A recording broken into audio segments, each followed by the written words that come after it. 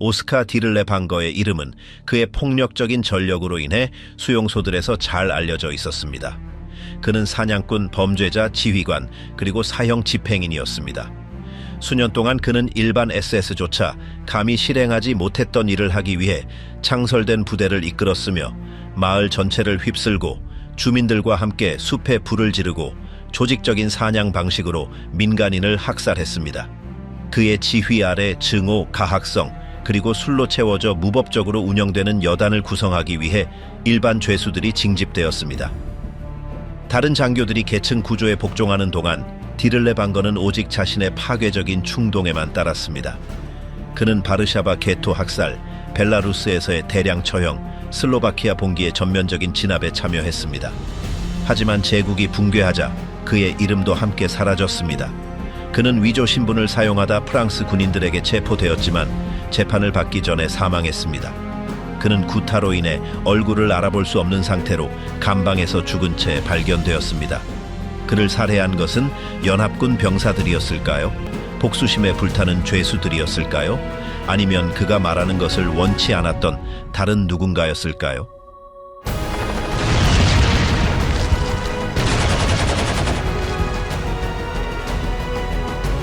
암흑시대, 범죄와 괴물의 부상. 오스카를 디를레 방어는 독일 비르츠부르크 시에서 1895년 9월 26일에 태어났습니다. 그의 아버지는 변호사였고 어머니 파울리네는 가정을 돌보는 중산층 가정에서 자랐습니다. 그는 이데올로기나 급진주의가 두드러지지 않는 환경에서 세 형제와 함께 성장했습니다. 1906년에 그의 가족은 에슬링겐 암네카르로 이주했고 그곳에서 그는 먼저 지역 김나지움에서 그리고 나중에 상위 기술 학교에서 중등 교육을 마쳤습니다. 그는 1913년에 대학 예비 교육을 마쳤고 뛰어난 행동을 보이지는 않았지만 학업 환경에서 특별한 우려를 일으키지도 않았습니다.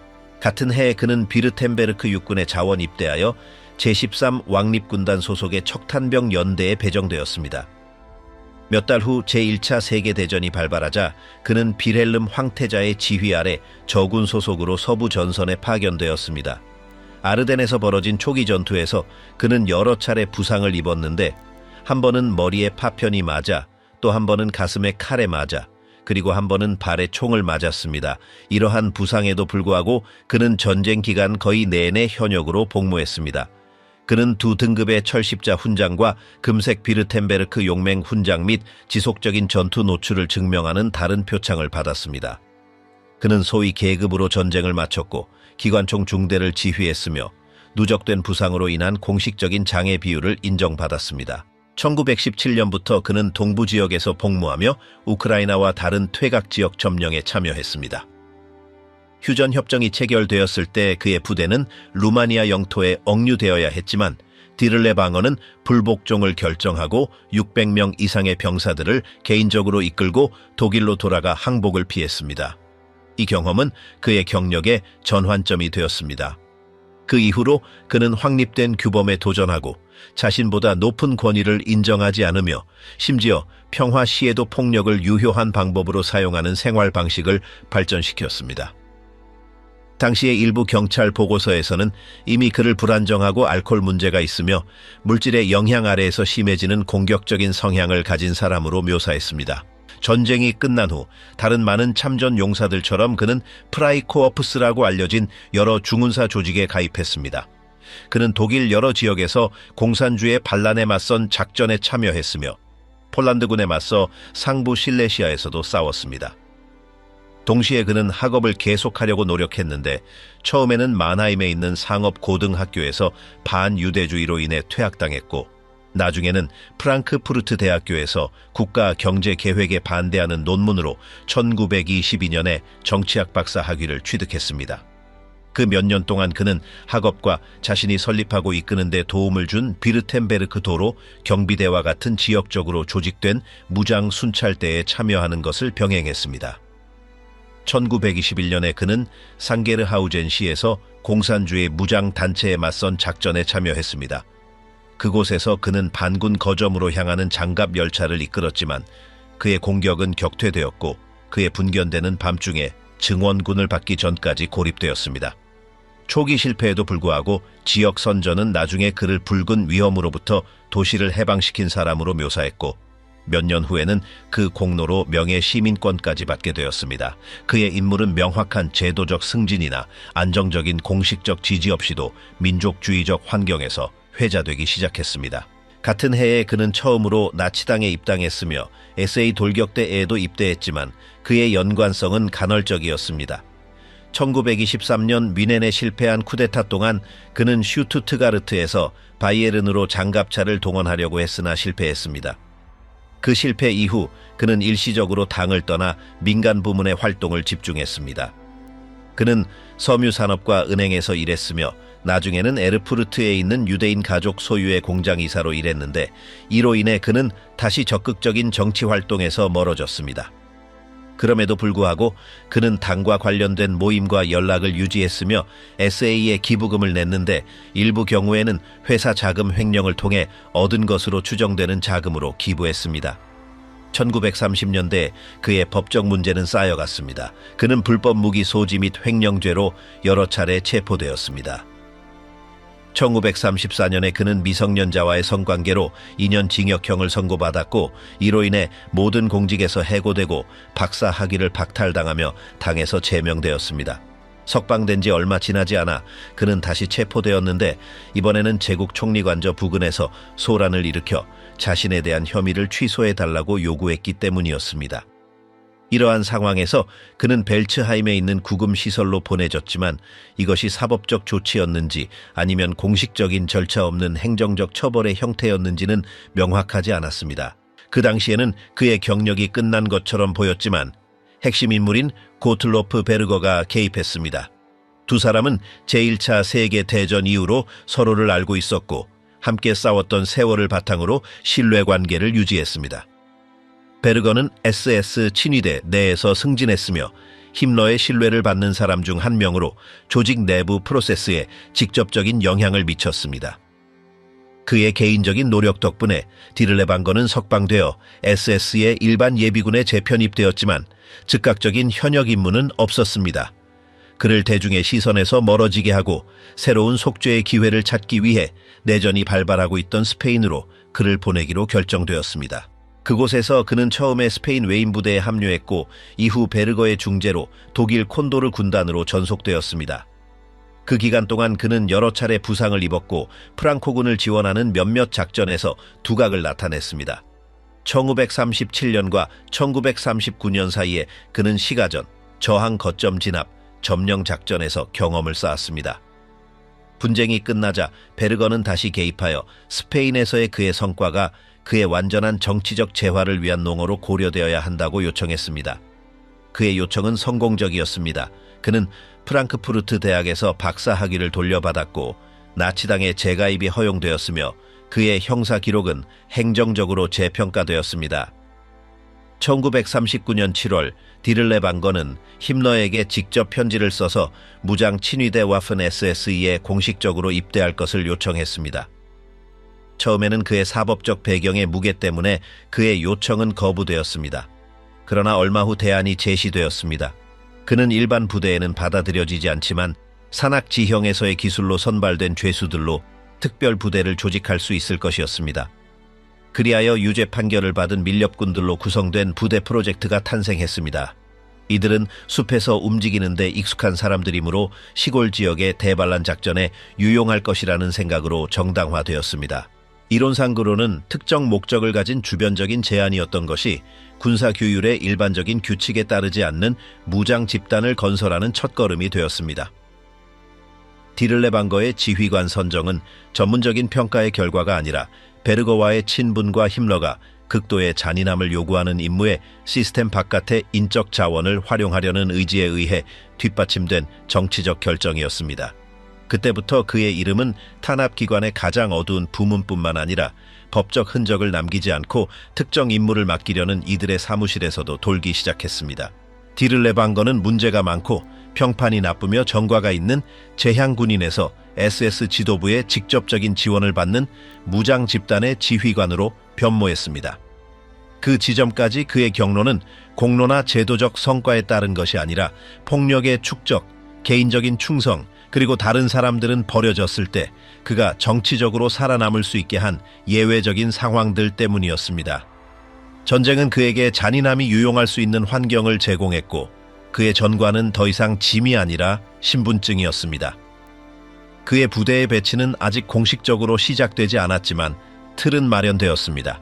그를 그곳까지 이끌었던 조건들, 즉 정치적 보호, 범죄 경력, 시스템 외부에서 활동하는 능력은 탄생할 부대의 성격을 규정하는 동일한 요소가 될 것이었습니다.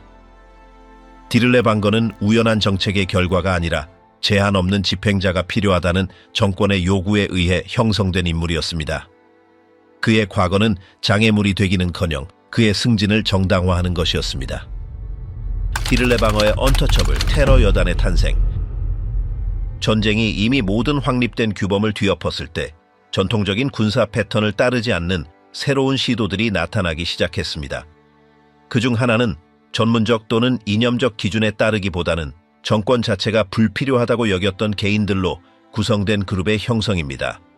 이 부대는 정규군의 일반적인 경로와는 별개로 특정 고위 인사들의 지원을 받아 전통적인 전선과 병행하여 구성되었습니다. 이 부대 창설의 개념은 전통적인 패턴을 따르지 않았습니다. 군사 경험이나 이념적 훈련을 받은 사람들을 찾는 대신 일반 수감자들, 특히 밀렵과 관련된 범죄를 저지른 사람들을 모집하기로 결정했습니다.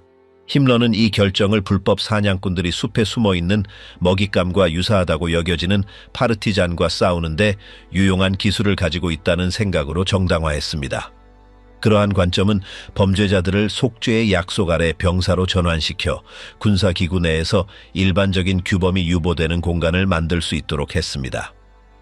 첫 번째 신병들은 독일 교도소에서 직접 선발되었고 부대는 소위 전투를 통한 속죄 프로그램의 틀 안에서 작전을 시작했습니다.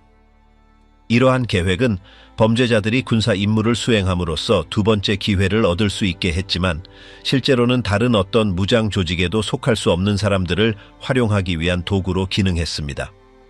창설 초기부터 이 부대는 여러 기관 간의 긴장에 휩싸여 있었습니다. SS는 이 부대를 용인했지만 완전히 통합하지는 않았고 국방부는 의심의 눈초리로 지켜봤습니다.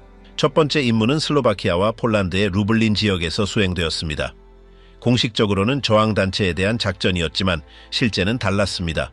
습격은 농촌 지역에 집중되었고 약탈, 즉결, 처형, 집단 보복과 같은 행위가 포함되었습니다. 그룹의 구조는 실제 전투와 무의미한 폭력을 구분할 수 없게 했고 이러한 모호함이 특징이 되었습니다.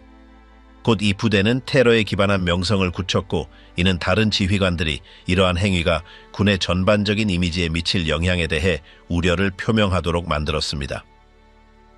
디를레 방거와 그의 부하들 간의 관계는 전통적인 지휘관보다는 갱단 리더에 더 가까웠습니다. 명확한 계층 구조나 표준화된 절차는 없었으며 충성심은 두려움과 소외로 특징 지어진 공통된 기원을 공유한다는 사실에 기반했습니다. 많은 병사들은 그가 자신들의 상황을 이해하는 사람이라고 여겼습니다.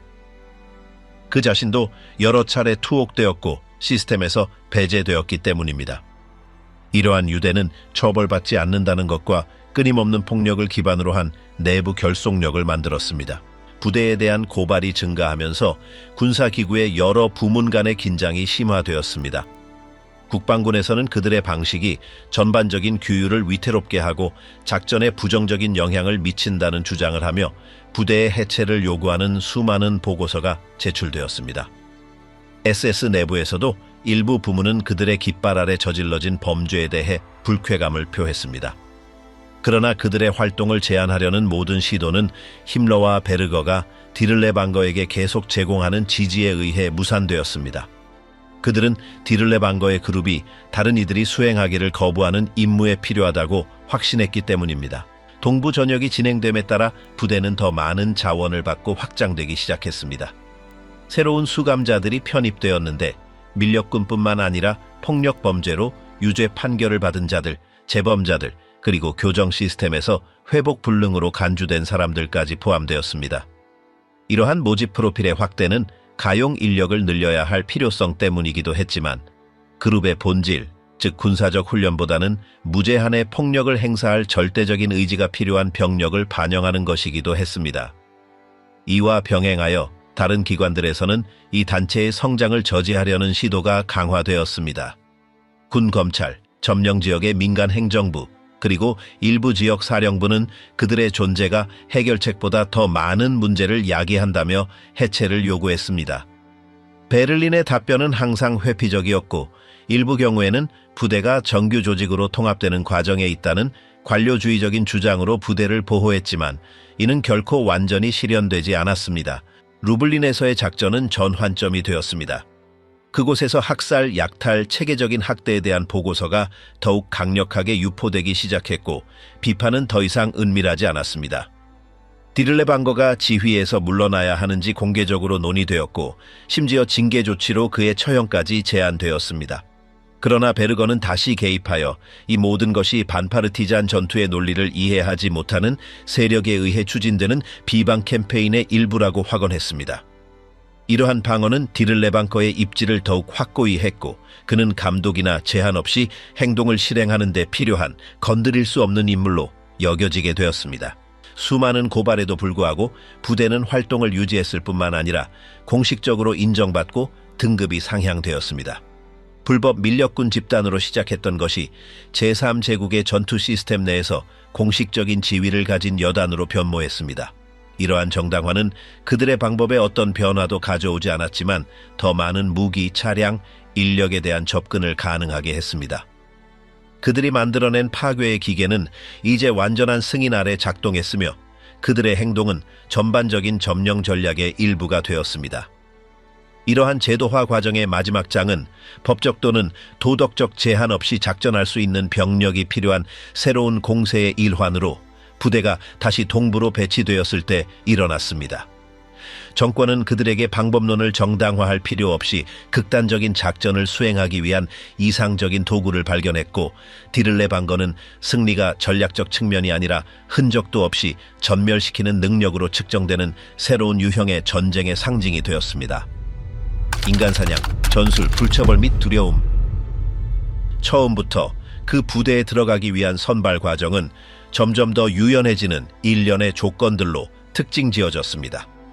특정 기술이나 명확한 충성심을 요구하기보다는 윤리적 또는 법적 한계를 넘어서거나 직접적으로 위반하는 행위를 저지르는 것을 포함하더라도 주저없이 명령에 복종하려는 태도가 우선시되었습니다. 초기 구성원 중 상당수는 강도, 폭행 또는 살인과 같은 범죄로 형을 선고받고 복역 중이던 일반 교도소 출신이었으며 새로운 군사적 정체성에 대한 약속과 함께 풀려났습니다.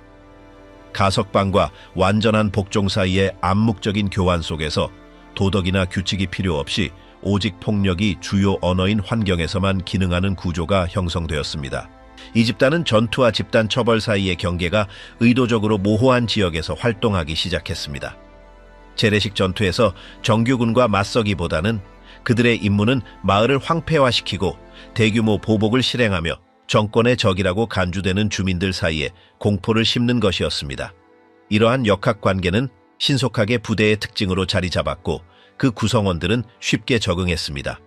그들의 개인적인 배경은 다른 병사들, 심지어 SS 내부의 병사들도 과도하거나 정당화하기 어렵다고 여겼던 행동들을 실행하는 데 특히 적합하게 만들었기 때문입니다.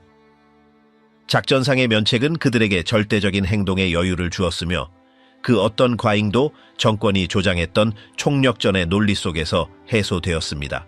상위 지휘부의 내부 보고서는 이 집단에서 뭔가 다른 일이 벌어지고 있다는 것을 곧 반영했습니다. 비록 형식적으로는 무장 SS의 계층에 응답했지만 실제로는 자율적으로 움직이며 체계적인 탄압 방법으로 무차별 살인, 약탈, 공개 고문 등을 포함하는 작전을 실행했습니다. 다른 부대들은 통제되지 않은 행동으로 질책을 받을 수 있었던 반면 이 경우에는 침묵이 규칙이었고 어떤 경우에는 그들의 행동이 결단력과 효율성의 예시로 칭송받기도 했습니다. 비록 그러한 칭찬 뒤에는 다른 이들이 피하고 싶어하는 임무를 위한 도구로 그들을 사용하려는 분명한 의도가 숨겨져 있었지만 말입니다. 이 집단의 리더십은 부하들을 정의하는 모든 요소를 구현하는 인물에게 돌아갔습니다. 그는 전형적인 전략가나 군사적 기술로 훈장을 받은 직업 군인이 아니라 제도적 한계의 작동 방식을 알고 있었고, 공포를 관리하고 처벌을 통해 통제를 행사하는 능력을 기반으로 승진할 수 있었던 사람이었습니다. 그의 모습은 전술적 지능으로 존경을 받기보다는 폭력의 이력과 어떤 장애물도 제거하려는 절대적인 의지, 심지어 필요하다면 자기 부하들까지도 제거하려는 의지 때문에 존경을 받았습니다. 이러한 논리에서 내부 규율은 서면 규칙에 의해서가 아니라 영구적인 공포를 통해 유지되었으며, 어떤 불복종도 생명이나 다른 집단 앞에서 본보기가 되는 처벌로 대가를 치렀습니다. 부대 내의 일상생활은 잔혹함과 기능적 혼돈의 결합으로 특징지어졌습니다. 고정된 시간표나 공통된 행동 규칙은 없었습니다. 모든 것은 그 순간의 분위기나 즉각적인 지휘관의 주도에 따라 결정되었습니다. 명령은 하루 만에 바뀔 수 있었고, 임무는 종종 전략적 목표에 대한 설명 없이 마지막 순간에 전달되었습니다. 이러한 끊임없는 예측 불가능성은 각 구성원이 아무런 참조 없이 적응하도록 강요했으며, 계층에 의해서가 아니라 집단 내에서 자신을 확립하는 능력에 의해 역할을 맡게 했습니다. 가장 폭력적인 자들은 특권을 얻는 경향이 있었고, 의심을 보이거나 결정을 의문시하려 했던 자들은 빠르게 배제되거나 처벌받았습니다. 공포는 주요 조절자 역할을 했으며, 이러한 환경은 잔혹함이 거의 자동적이 되는 행동을 강화했습니다. 동유럽에 배치되는 동안 그 부대는 전체 분쟁에서 가장 극심한 사건들 중 일부의 주역이었습니다. 그들이 가는 길에 발견한 마을들은 전투원과 민간인 구분 없이 완전히 파괴되었으며, 사용된 방법에는 대규모 방화, 공개 총사령 및 주된 목표가 공포를 조장하는 다른 형태의 처형이 포함되었습니다. 이러한 행동의 논리는 단순히 작전상의 필요에 따른 것이 아니라 힘을 과시하고 어떤 반대 세력의 흔적이라도 제거하려는 전략의 일부였습니다. 많은 경우 다른 부대에서 지켜보던 장교들은 개입하는 것이 그러한 방식을 암묵적으로 지지하는 상급자들과의 갈등에 노출되는 것을 의미한다는 것을 알고 있었기 때문에 관여하지 않는 것을 선호했습니다. 이 부대에 의해 붙잡힌 포로들은 구금시설로 이송되거나 통상적인 절차에 따라 신문받지 않았습니다. 대신 그들은 본보기로 이용되었으며, 끊임없는 감시 아래 힘든 작업을 강제로 수행했고, 탈출이 불가능하다는 메시지를 강화하기 위해 다른 사람들 앞에서 자주 처형되었습니다. 그러한 종류의 관행은 빠르게 정상화되었으며, 기록에 따르면 여성, 남성 또는 어린이 사이에 구별이 없었습니다. 왜냐하면 목표는 정보를 얻는 것이 아니라 어떤 형태의 저항이라도 제거하는 집단적 처벌을 가하는 것이었기 때문입니다. 처형은 구경거리가 되었고, 많은 대원들이 마치 그들 자신의 범죄적 충동의 연장인 것처럼 열정적으로 참여했습니다. 이러한 행동과 병행하여 그 집단은 군사 전선을 넘어선 역할을 맡기 시작했으며, 최근 점령된 지역에서 정치적 탄압과 인종 청소 과정에 개입했습니다. 그러한 역할의 확장은 명시적인 명령의 결과가 아니라 다른 부대들이 적용할 의향이 없는 수준의 잔혹성을 요구하는 임무를 수행하는데, 이 부대가 효과적인 도구라고 여긴 고위 지휘관들의 점점 더 커지는 묵인 때문이었습니다. 그러한 작전상의 다재다능함은 그들을 억압적인 체제 내에서 유용한 도구로 만들었고, 비록 체제 내의 많은 목소리들이 그들의 행동이 전반적인 사기에 미칠 영향에 대해 우려를 표명하기 시작했지만, 그러한 경고는 기밀 보고서에 고립된 의견을 넘어서는 경우가 거의 없었습니다. 그 부대와 정권의 다른 부대들 사이의 관계는 모호했습니다. 한편으로는 그들은 위기 시에 충격군으로 사용되었는데, 특히 민간 저항이 더 강하거나 파르티잔이 더 강도 높게 활동하는 지역에서 그러했습니다. 다른 한편으로는 그들의 존재는 긴장을 유발했는데, 그들의 행동이 정권이 부과한 권위주의적 틀 내에서도 어떤 공존의 한계도 넘어섰기 때문입니다. 정규 부대들이 특정 지역에서 이들을 철수시켜달라고 요청한 문서화된 사례들이 있었는데, 그들의 행위가 군사적 관점에서 역효과를 낼 뿐만 아니라 진행 중인 작전의 안정성을 위협한다고 주장했습니다. 그러나 그러한 요청들은 자주 묵살되었습니다. 전쟁이 진행되고 갈등이 정권에 불리하게 기울기 시작하면서 그 부대는 제어 없이 계속 작전했으며 내부 논리를 그대로 유지했습니다. 자원이 고갈되기 시작하고 많은 부대가 탈영이나 내부 분열을 겪었음에도 불구하고 이 집단은 광신주의, 내면의 공포, 그리고 양심의 가책 전무함이 뒤섞인 상태로 소모를 견뎌내는 듯했습니다. 심지어 보고서에서 그들의 군사적 유효성 수준이 의심스럽다고 지적했을 때에도 고위 지휘관들은 그들을 계속 활동하게 하라고 주장했는데, 아마도 그들의 존재 자체가 배치되는 모든 지역에 대한 암묵적인 위협으로 작용했기 때문일 것입니다. 그들이 행사하는 폭력은 멈출 줄 몰랐고, 구성원들 간의 관계는 강자의 법칙에 기반한 위태로운 균형 덕분에 유지되었다. 동료애나 매일이 마지막이 될 수 있는 환경에서 살아남는 것 이상의 공통된 이상은 존재하지 않았다. 그러한 정서적 고립은 극단적인 폭력 상황에 지속적으로 노출되는 것과 결합하여 많은 구성원들이 인간성의 흔적을 잃게 만들었고, 오직 명령과 본능적인 반응에 의해 움직이는 자동 인형처럼 행동하게 했다. 그러한 맥락에서 어떤 약점의 징후라도 집단의 결속에 대한 위협으로 간주되었고, 즉시 신체적 처벌이나 직접적인 제거를 통해 무력화되었다. 한편 정권은 이 부대를 극단적인 결의의 상징으로 계속 사용했지만 점점 더 신중하게 대했다. 공식 선전은 그들의 행동을 자세히 언급하는 경우가 드물었고, 언급할 때도 의심을 불러일으키거나 체제 지지자들 사이에서도 반감을 살 수 있는 묘사를 피했다. 전술적 기능성과 제도적 수치심 사이에 그러한 이중성은 점점 더 명백해졌지만, 실제적인 제재나 그룹을 해산하려는 진지한 시도로 이어지지는 않았다. 분쟁의 마지막 몇 달까지 이 부대는 자유롭게 작전하며 절망적인 행동에 참여했고, 심지어 정권의 다른 부대들도 가까이서 보기를 꺼려하는 파괴의 흔적을 남겼다. 명령 없이 살해, 통제 불능 부대. 동부 국경을 넘자마자 여단 병사들은 명확한 지시나 정해진 프로토콜 없이 작전을 시작했습니다. 구조화된 계획은 없었고 구체적인 군사 목표가 우선시되지도 않았습니다. 대신 의심, 공포, 즉각적인 보복에 기반한 개입 논리가 지배적이었습니다. 내부 보고서는 전술적 명확성을 제공하기는커녕 대규모 체포, 마을 전체의 파괴, 그리고 어떤 종류의 검토도 없는 즉결 처형으로 이어진 자의적인 결정을 은폐하는 데 사용되었습니다. 이러한 역동성은 여단이 새로운 지역으로 이동함에 따라 더욱 심화되었습니다. 점령 상황은 그 구성원들이 완전한 면책 특권을 가지고 행동할 수 있도록 허용했으며, 제재나 실질적인 통제를 두려워할 필요가 없었습니다. 그들의 잔혹성은 용인되었을 뿐만 아니라 많은 경우 상급자들에 의해 장려되었습니다. 상급자들은 이러한 방법이 주민들에게 공포를 심어주고 장황한 과정이나 공식적인 재판 없이 저항의 초점을 억압하는 데 유용하다고 보았기 때문입니다. 내부 보고서는 이러한 행위들을 나치 조직의 전형적인 행정 언어로 평화 조치 또는 예방 조치와 같은 문구로 위장하곤 했습니다.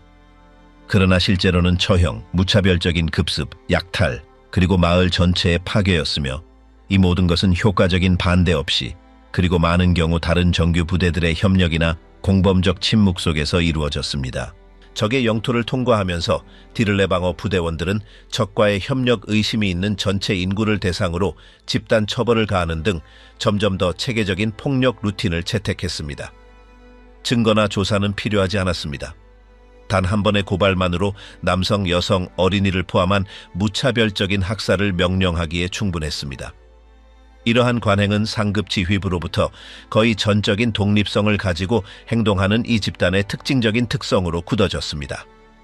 그들의 보고서가 효율성 지표로서 체포 및 사망 수치를 보여주었지만 사용된 방법은 결코 자세히 설명되지 않았습니다. 생존자들은 극심한 잔혹 행위의 장면들을 증언했습니다. 공개 처형, 방화, 강간 및 고문은 집단적으로나 개별적으로 행해지는 일상적인 관행이 되었습니다. 부대의 내부 조직은 모든 인식 가능한 논리를 버렸습니다.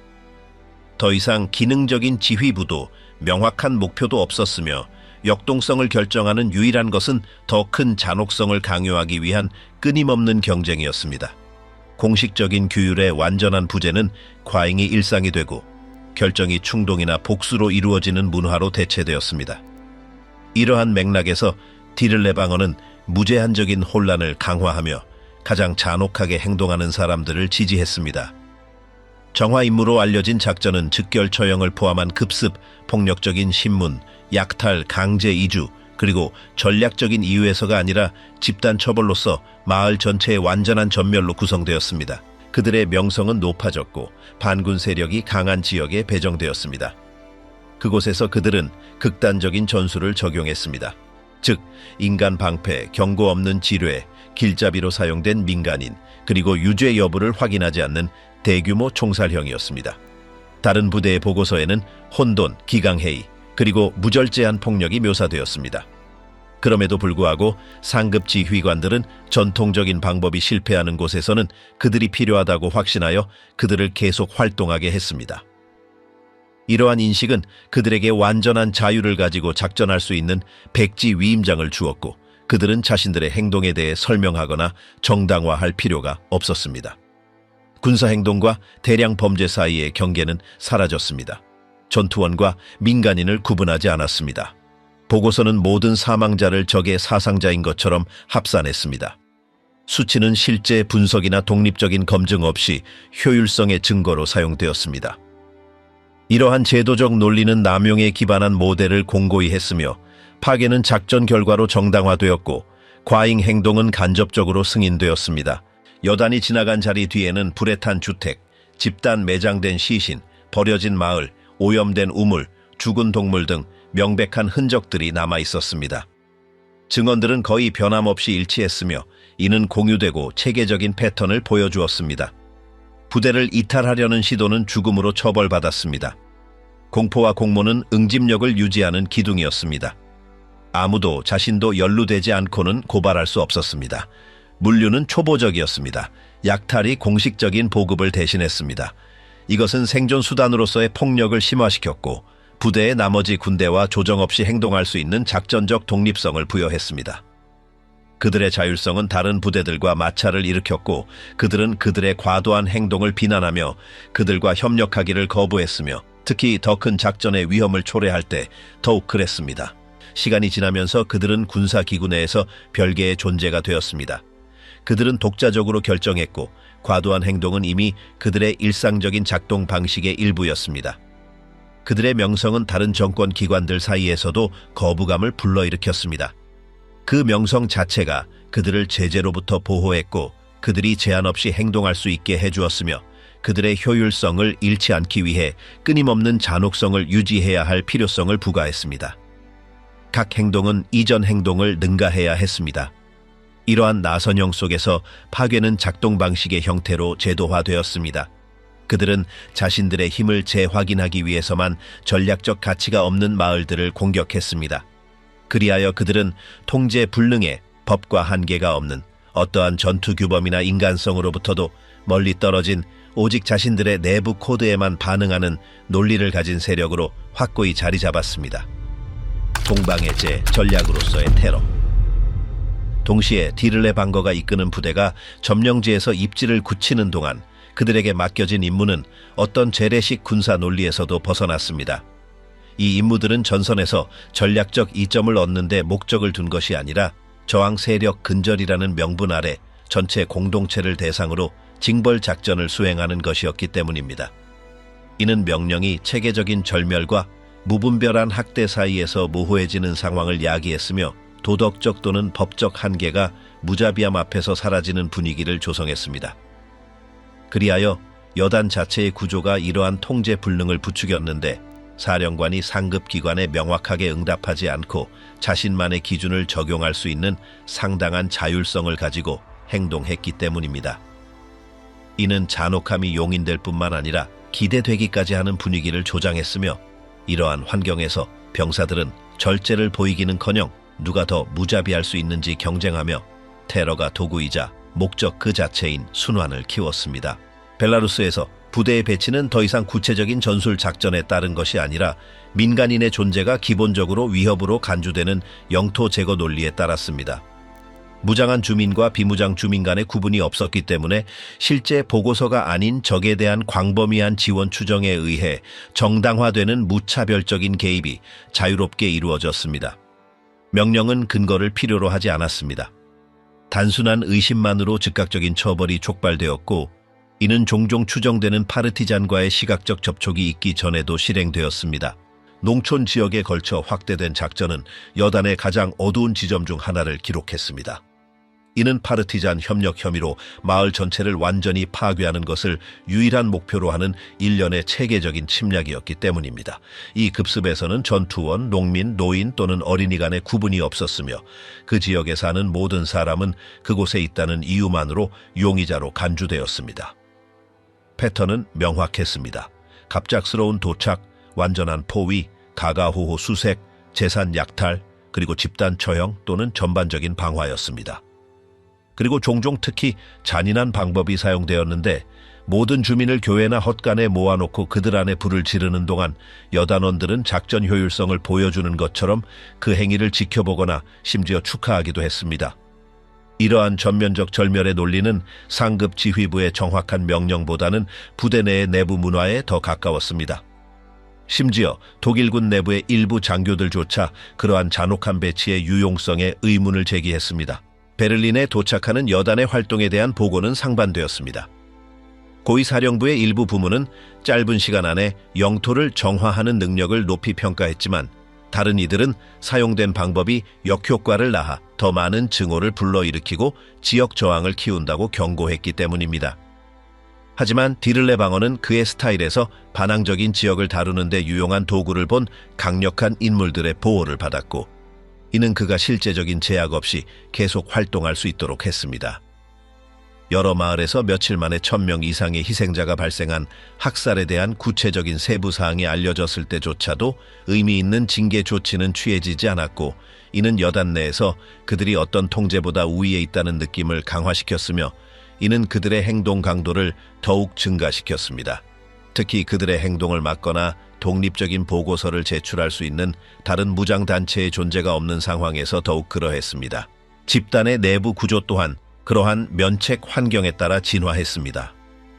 새로운 신병들은 그들의 경험이나 능력 때문이 아니라 극단적인 행위에 참여하려는 의지 때문에 통합되었고 그들 중 많은 수는 감옥 출신이거나 폭력적인 행동 전과가 있는 개인이었습니다. 이는 범죄가 내부 결속의 메커니즘으로 장려되는 역동성을 부추겼고 이러한 논리는 다른 구성원들 앞에서 행해지는 잔혹한 행위를 포함하는 입회의식으로 강화되었습니다. 이때 희생자는 보통 무작위 민간인이거나 심지어 이전에 구타당한 죄수였으며 이는 새로운 구성원이 도덕적 거리낌 없이 집단에 통합될 수 있음을 보여주도록 했습니다. 따라서 여단은 일반적인 규칙이 적용되지 않고 집단적 테러에 대한 적극적인 참여를 통해 충성심이 측정되는 일종의 소우주가 되었으며 이는 모든 새로운 임무가 적용되는 잔혹성에서 한 단계 더 올라가는 나선형을 만들었습니다. 리다, 바라노비체, 노보그루데크와 같은 지역에서 여단은 수십 년이 지난 후에도 생존자들에게 기억되는 황폐화의 흔적을 남겼습니다. 이는 단지 대량 학살뿐만 아니라 해당 마을들의 사회적 구조를 완전히 파괴하는 것을 의미했습니다. 겨우 도망친 소수의 사람들은 그들의 가족과 전체 공동체의 전멸을 목격한 트라우마로 인해 상처를 입었습니다. 나중에 수집된 많은 증언들은 우물에 던져진 시신, 부모 앞에서 살해된 아이들, 공개적으로 칼에 찔린 임산부들의 장면을 묘사했으며 이 모든 것은 충동적인 행위가 아니라 체계적인 관행임을 나타내는 냉정함을 보였습니다. 그리고 이러한 체계성은 가장 큰 공포를 불러일으키는 요소 중 하나였습니다. 이는 야마니 부대의 일상적인 기능의 일부이지 가끔의 일탈이 아님을 분명히 보여주었기 때문입니다. 동부 전선에서 이 여단은 유대인, 집시 및 정권이 지정한 다른 집단을 박해하는 것과 같은 전투작전과 이념적 숙청 임무를 결합한 작전에도 사용되었습니다. 비록 공식적으로는 강제 수용소 담당 기관의 일부는 아니었지만 사법 또는 행정기관의 개입 없이 구금된 자들의 운명을 결정할 자유를 가지고 체포 또는 처형 부대로 여러 번 활동했으며 이는 그들의 작전 범위를 확대하고 위험성을 증가시켰습니다. 많은 경우 개방된 들판에서 대량 처형, 살해당하기 전에 포로들이 직접 한 공동묘지 또는 도로변에서 즉흥적인 총사령이 기록되었는데 이 모든 것이 어떠한 공식적인 기록도 없이 이루어졌으며 그 결과 이 작전들의 대부분은 공식 보고서에 포함되지 않았지만 그 기억은 희생자들의 증언 속에 지속적으로 남아 있습니다. 이 여단과 독일군 다른 부대들과의 관계는 긴장되고 모호했습니다. 비록 그들이 동일한 일반적인 점령 체제 내에서 작전했지만 많은 장교들은 디를레 방거의 방법이 정권의 기준에서도 용납할 수 없다고 여겼고, 여러 명이 그의 과도한 행동을 고발하거나 작전 범위를 제한하려고 시도했지만 지휘관의 정치적 연줄이 어떠한 제동 시도도 무력화할 만큼 충분히 영향력이 있었기 때문에 거의 항상 성공하지 못했습니다. 어떤 경우에는 여단 병사들과 다른 사단 병력들 사이에 공개적인 충돌이 발생하기도 했는데, 특히 한쪽의 방식이 다른 쪽의 프로토콜과 충돌하는 지역에서 서로 마주쳤을 때 그랬습니다. 이러한 긴장이 내부 갈등을 야기했지만 효과적인 제재로 이어지지 않았으며, 이는 이 부대가 군사구조 내에서 얼마나 병행적인 조직으로 활동했는지를 보여주었습니다. 디를레 방거의 인물은 고전적인 전술적 리더십을 대표하기보다는 필터 없는 잔혹함의 상징으로 기능했으며, 전장에서 그의 존재는 학살과 약탈의 날이 다가오고 있음을 의미하는 경우가 많았습니다. 그의 부하들은 그의 능력에 대한 존경심보다는 그가 조성한 방종한 분위기 때문에 그를 따랐습니다. 그들은 아무런 결과 없이 행동할 수 있다는 것을 알았고, 이는 규율이나 전략보다는 공포와 범죄 공모에 기반한 권력 형태를 굳혔습니다. 따라서 여단 내의 권력은 전통적인 방식으로 수직적으로 구성되지 않고 동일한 파괴적 충동을 공유하는 사람들 사이의 동맹 네트워크로 작동했으며, 이는 가장 폭력적인 사람들 사이에 비공식적인 합의에 의해 결정이 여러 번 내려지도록 하여 그룹의 혼란스럽고 범죄적인 특성을 더욱 강화했습니다. 동부에서의 이러한 통합 단계는 점령 지역과 여단의 명성 모두에 지울 수 없는 흔적을 남겼습니다. 이 여단은 적들 사이에서도 군사적 효율성 때문이 아니라 무차별적인 테러를 일으키는 능력 때문에 두려운 세력으로 언급되기 시작했으며, 이러한 명성은 추가적인 도구로 작용했습니다. 많은 주민들이 그들이 다가온다는 소식을 듣고 접촉 전에 도망치는 것을 선택했으며, 이는 징역을 용이하게 했지만 잔혹성 또한 증가시켰습니다.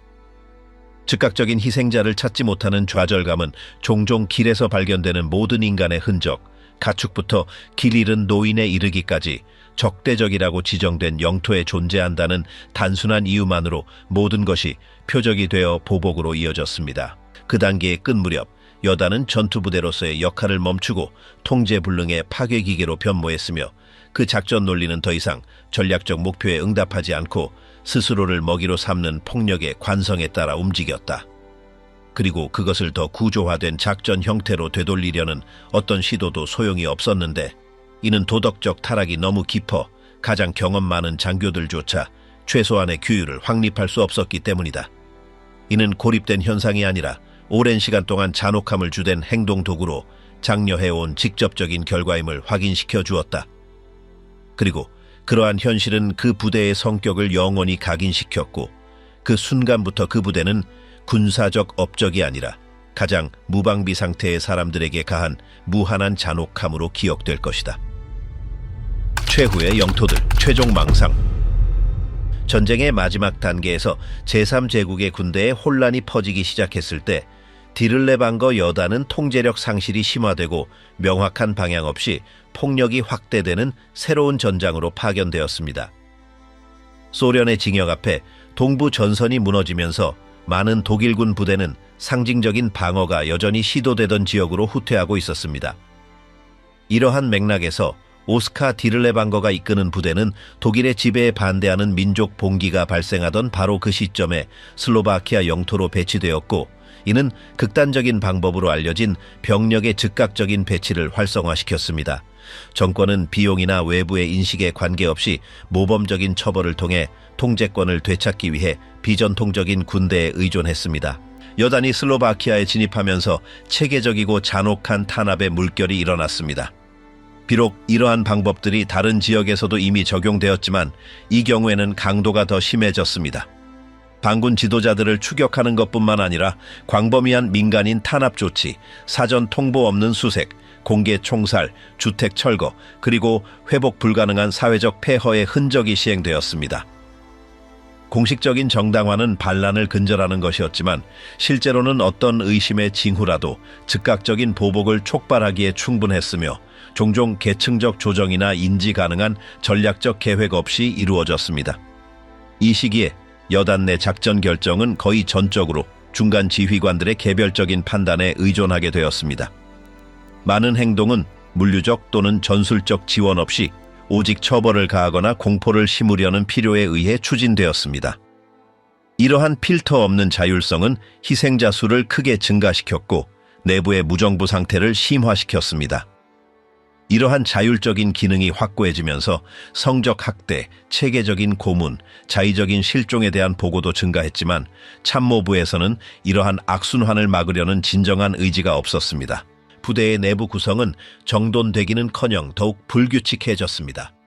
정규병들은 편의상 징집된 범죄자들, 탈영병, 불안정한 행동을 하는 개인들, 심지어 외국인 자원병들과 함께 지냈습니다.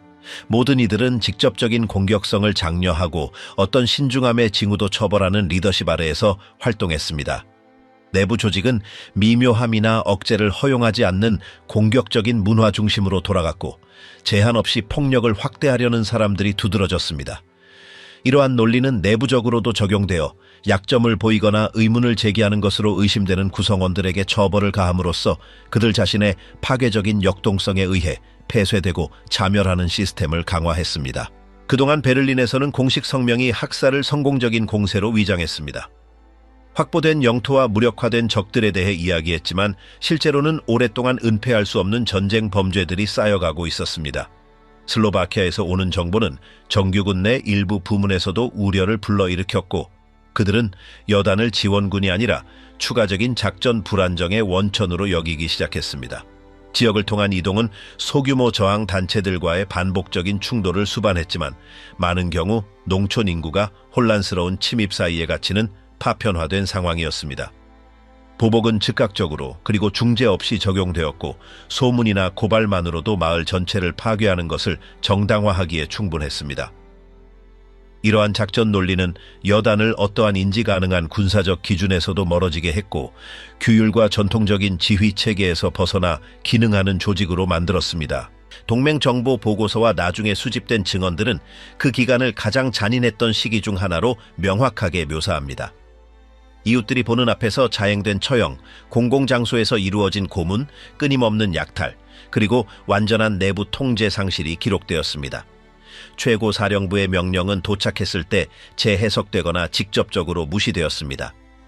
여러 분견대는 혼란스러운 작전 상황에 얽히지 않기 위해 거리를 두는 것을 선호했고 내부적으로 불만이 있었음에도 불구하고 여단은 계속해서 자원과 정치적 보호를 받았습니다.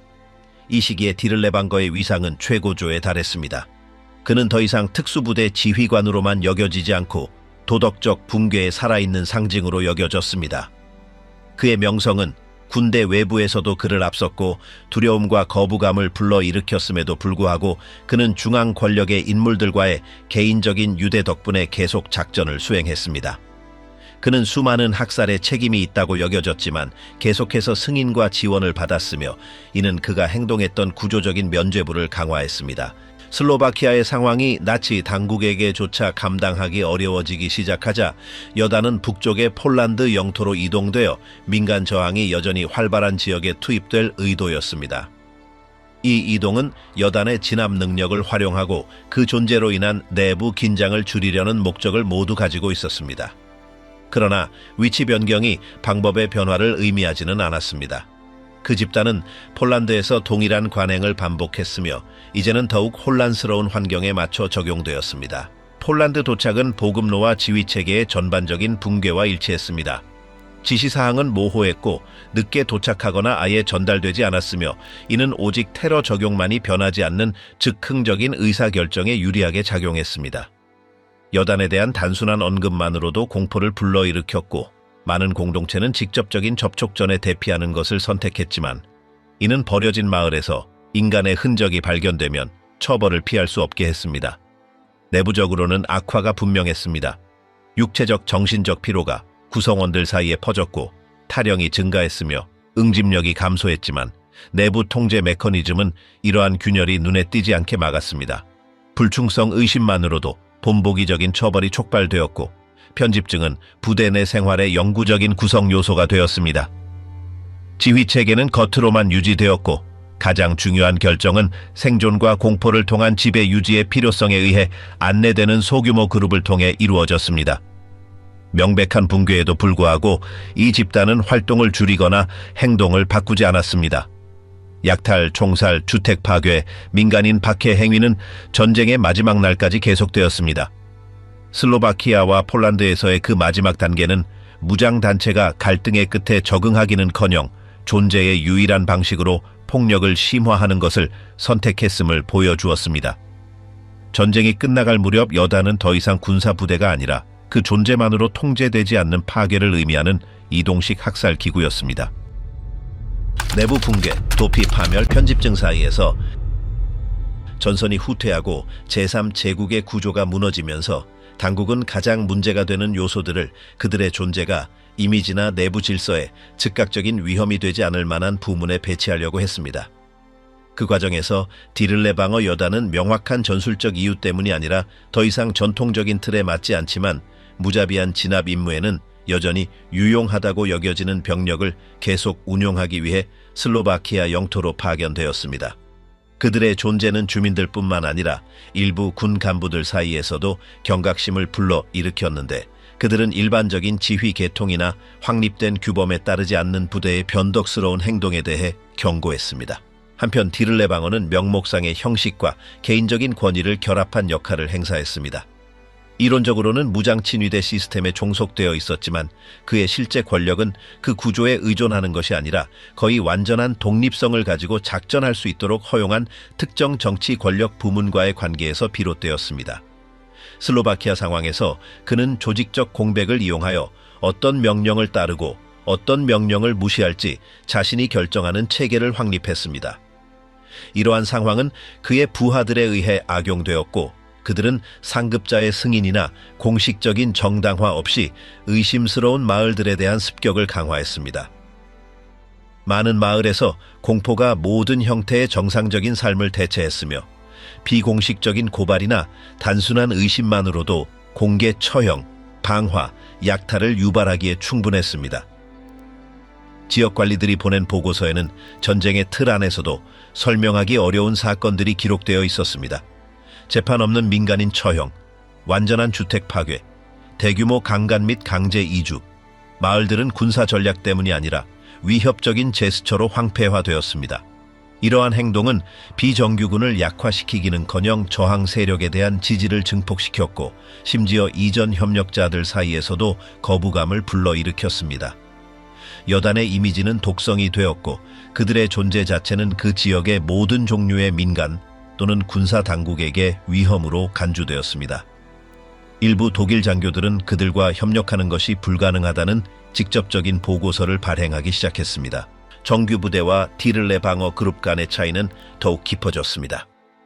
일부는 최소한의 전문성을 유지하려고 노력했지만 다른 일부는 그 여단과 공존하는 것이 질서와 규율을 포기하는 것을 의미한다고 이해했습니다. 여러 차례에 걸쳐 그들의 해체 또는 중요한 지역에서의 철수가 요청되었는데 그들의 행동이 군의 결속을 해치고 점령된 공동체와의 관계를 돌이킬 수 없게 손상시킨다는 주장이었습니다. 그러나 중앙사령부에서는 그들의 잔혹함이 분쟁 지역에서 여전히 유용하다는 이유로 그들을 계속 활동시키라는 답변이었습니다. 이러한 결정은 여전히 어느 정도의 군사적 엄격함을 옹호하는 자들과 통제 수단으로서의 잔혹함을 지지하는 자들 사이에 점점 더 커지는 분열을 야기했습니다. 임시 정착지 내에서도 상황은 나아지지 않았습니다. 학대 신고가 늘어났고 통제 메커니즘은 존재하지 않았습니다.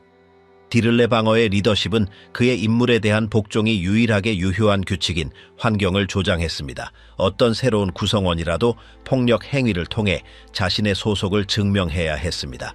윤리 강령도 외부 감독도 없었습니다. 내부 제재는 도덕적 위반이 아니라 개인적인 불복종에 대한 것이었습니다.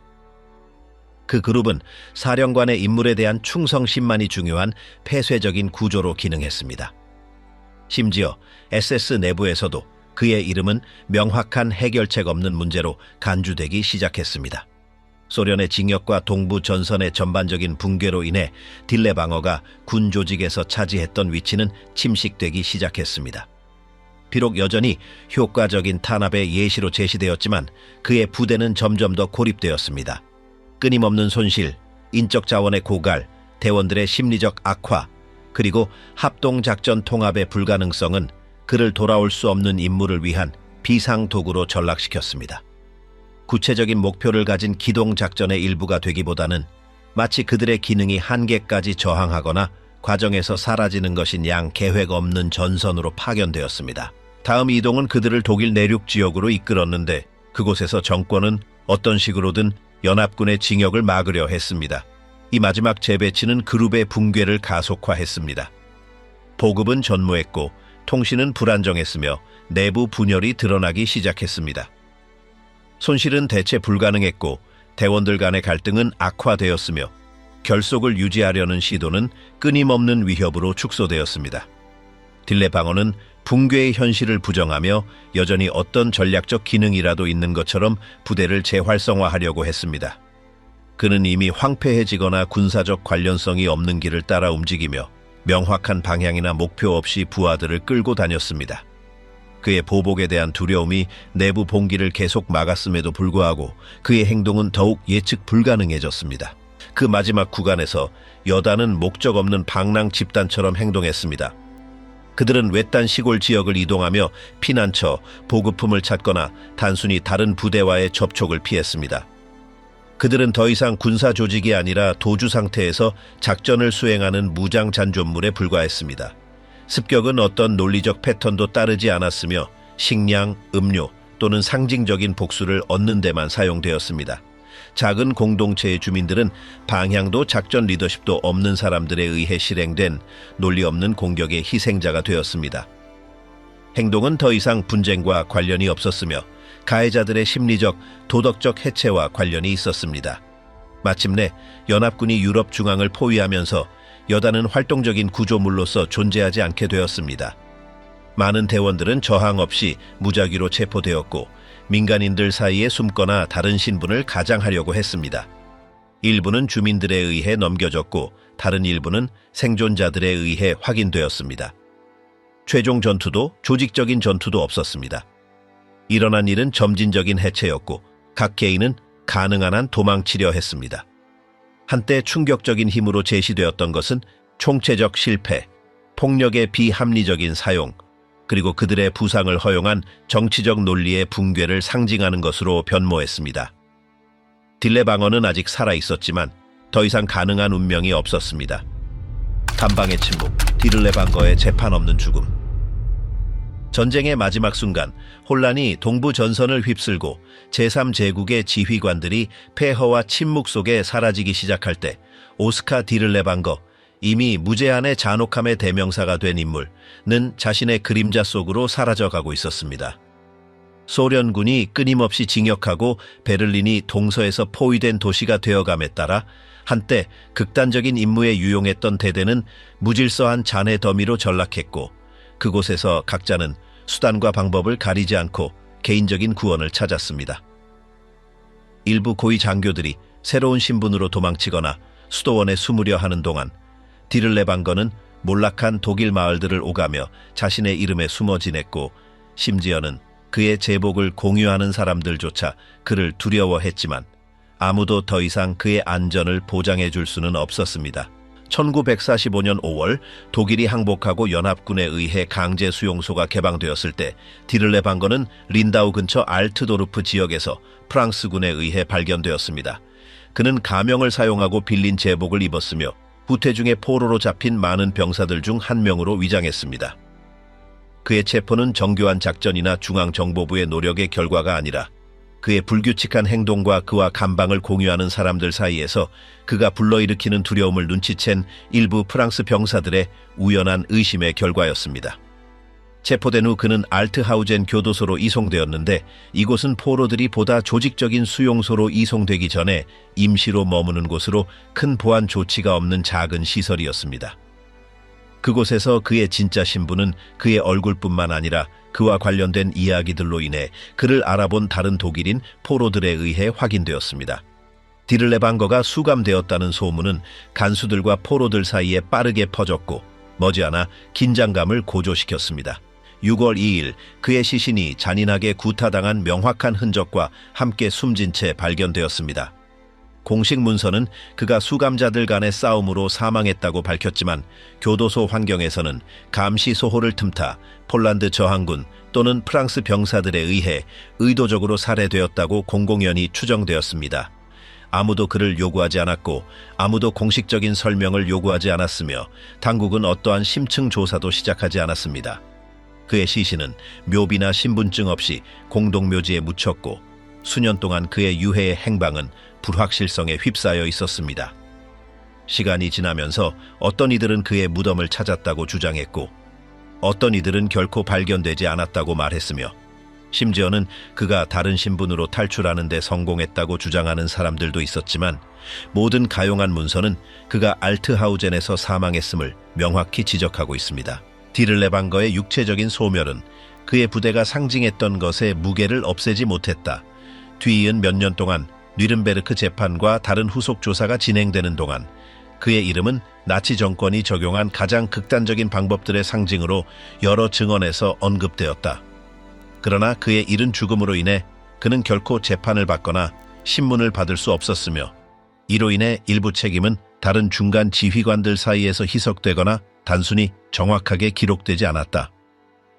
이미 해체된 디를레방거 여단은 동부전선의 여러 곳에서 민간인 학살, 바르샤바 봉기의 폭력적인 진압, 그리고 마을 전체에 대해 저질러진 조직적인 약탈과 영구적으로 연관되었다. 그의 이름은 제도화된 잔혹성의 대명사가 되었고 그의 유산은 강요에 의해 또는 주변적인 방식으로 복무했던 장교들까지 오염시켰다. 세월이 흐르면서 여러 역사가, 기념위원회 및 인권단체는 그의 부대 생존자들을 추적하기 시작했다. 일부는 남아메리카에서 붙잡혔고 다른 이들은 동유럽에서 발견되었으며 극소수는 다른 신분으로 수십 년 동안 숨어 지내는데 성공했다. 그러나 대부분은 사법적 처벌과는 거리가 먼 익명성 속에서 죽었으며 어떠한 증언도 남기지 않았다. 여단과 관련된 많은 기록들은 퇴각하는 독일군 자신에 의해 파괴되었으며 그 작전에 대해 알려진 정보는 주로 소련 보고서, 고립된 진술 및 흩어진 문서에서 나온다. 이러한 단편화는 그룹의 행동을 완전하게 재구성하는 것을 어렵게 했지만 법적 또는 윤리적 한계를 벗어나 항상 활동했던 조직이라는 이미지가 굳어지는 것을 막지는 못했다. 역사적인 관점에서 볼 때 디를레방거의 종말은 한 개인의 몰락보다 더 깊은 것을 상징했다. 그것은 행정적인 옷을 입은 야만성을 허용하고 조장하고 보호했으며 연령, 성별 또는 상황을 구별하지 않고 질서의 적이라고 생각하는 사람들을 제거하기 위한 정당화로 전쟁을 사용했던 구조의 붕괴를 나타냈다. 디를레방거의 인물은 분쟁 전 일반 범죄로 얼룩진 그의 이력, 비정규 부대의 지휘관으로서의 역할, 그리고 재판 없는 조용한 죽음과 함께 나치 기구의 가장 어두운 특징들 중 여러 가지를 응축했다. 개인 범죄와 국가 정책의 융합, 조직적인 잔혹성에 대한 계층적 허용, 그리고 군대의 절멸 도구로의 전환. 많은 이들이 전쟁이 끝난 후 그로부터 거리를 두려 했지만 그의 부대가 수년 동안 물류 지원, 공식적인 인정, 그리고 제도적 보호를 받았다는 것은 사실이다. 그것은 숨겨진 변칙이 아니라 제한이나 법적 한계가 없는 방법이 필요할 때 사용된 정권의 기능적인 도구였다. 그의 행동의 잔혹성은 나치 구조 내에서 비밀이 아니었으며 그의 작전적 생존은 내부 고발을 무시하거나 불리한 보고서를 없앨 수 있을 만큼 충분한 권력을 가진 인물들의 지지 덕분에 가능했다. 따라서 그의 개인적인 이력을 넘어 디를레방거의 사례는 정치체제가 극단적인 폭력을 정규구조의 일부로 통합할 수 있는 메커니즘을 드러냈다. 오늘날 살아남은 기록들, 몇 안 되는 증인들의 기억, 그리고 학술 연구들을 통해 그들의 궤적 중 일부를 재구성할 수 있게 되었습니다. 문서상의 공백에도 불구하고 수집된 증거는 디를레방거 여단이 단순한 범죄자 집단이 아니라 명확한 목표, 구체적인 임무, 그리고 완전한 면책권을 가진 정권의 파괴적인 의지의 조직적인 표현이었음을 확증하게 합니다. 그들의 존재는 더러운 일을 다른 이들이 해주기를 원했던 이들에게 알려지고 용인되고 장려되었으며 그 역사는 우연이 아니라 구조적인 결정으로 이해되어야 합니다. 영광도 무덤도 작별 인사도 없는 감방에서의 그의 죽음으로 많은 사람들이 그의 시신과 함께 묻고 싶어 했던 한 장이 닫혔습니다. 그러나 일어난 일의 기억은 그들이 파괴한 마을의 폐허에, 실종자 명단에, 그리고 증거 파괴를 피한 몇 안 되는 사진에 기록되어 남았습니다. 그 침묵의 흔적은 문서만으로는 도달할 수 없는 곳에서 계속해서 말하고 있습니다. 존 더 아인하이트 디를레방거 부대의 역사는 나치 체제 내의 극단적인 사례로만 설명될 수 없으며 그 사령관의 인물에만 국한될 수도 없습니다. 그들의 등장은 제3제국의 기능에 있어 전략적 균열을 드러냈습니다. 즉, 공개적으로 수행될 수 없는 기능을 수행하기 위해 정규 채널을 벗어나 운영되는 구조를 의도적으로 만들었다는 것입니다.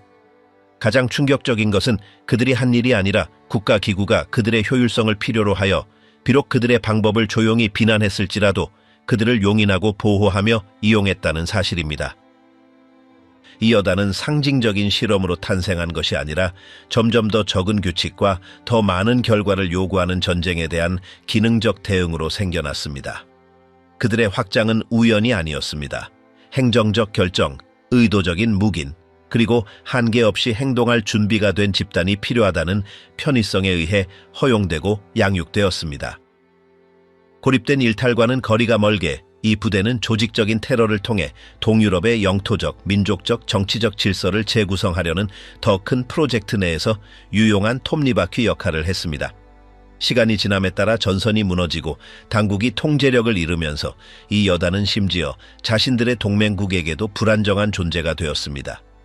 더 이상 지휘에 응답하지 않고 명확한 명령에 복종하지 않으며 전략적 목표와 무의미한 보복을 구분하지 못했습니다.